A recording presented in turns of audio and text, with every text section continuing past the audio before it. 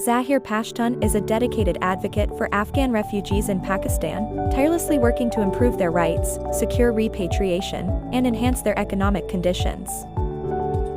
He serves as the principal of Ghazi Amanullah Khan High School in the Saranan refugee camp, and has been actively involved in promoting education among refugees, from Kabul to Islamabad, ensuring that displaced families have access to learning opportunities.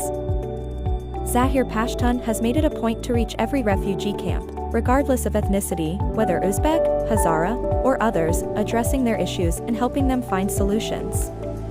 Some time ago, financial aid was sent for the residents of Muslim Bagh camp, but the people did not receive it. Nevertheless, Zahir Pashtun made sure that each deserving family received their rightful share. He has also raised refugee concerns with the Chief Minister of Balochestan and invited officials to visit the camps firsthand. For many refugees, Zahir Pashtun is not just an advocate, he is a symbol of hope and strength.